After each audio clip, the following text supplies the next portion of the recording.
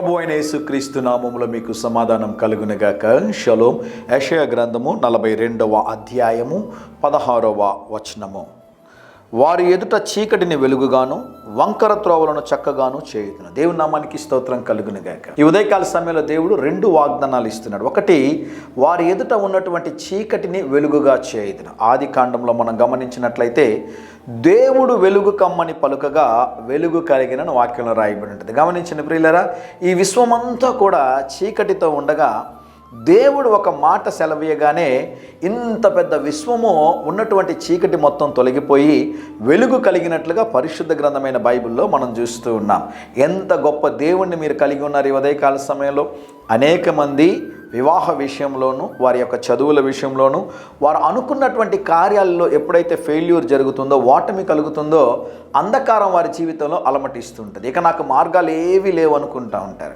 ఒకవేళ అటువంటి స్థితిలో మీరు ఉన్నారా? ఒకవేళ అటువంటి స్థితిలో నీ బిడ్డలు ఈ ఉదయకాల సమయంలో ఉన్నారా? వారి జీవితం అంధకారం అయిపోయింది, నా జీవితం సర్వనాశనం అయిపోయింది, చీకటిమయం అయిపోయింది అనుకుంటూ ఉన్నారా? అయితే మీ జీవితాలను వెలిగించి ఒక దేవుడు ఉన్నాడు. ఆ దేవుడి పేరు ప్రభు అయిన యేసుక్రీస్తు. రెండో మాట రాయబడింది, గమనించిన ప్రియులారా, నేను చదువుతాను. వంకర త్రోవలను చక్కగా చేయుదును.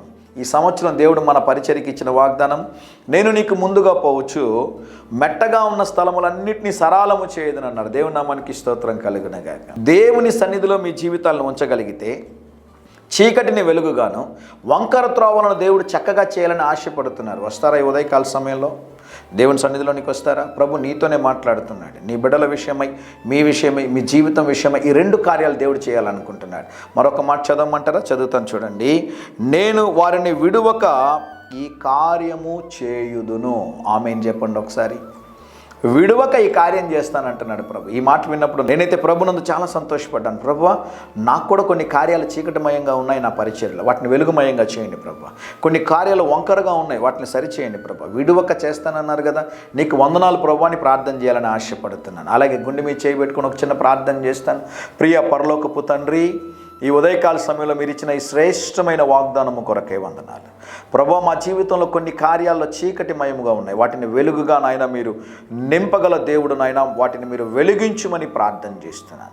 కొన్ని త్రోవలు ప్రభువా అడ్డంకులు ఎదురవుతున్నాయి, సమస్యలు ఎదురవుతున్నాయి ప్రభువా, వాటన్నిటిని సరిచేయమని విడువక ఈ కార్యాన్ని చేస్తానన్నావు. నీకు స్తోత్రం స్తోత్రం స్తోత్రం నాయన.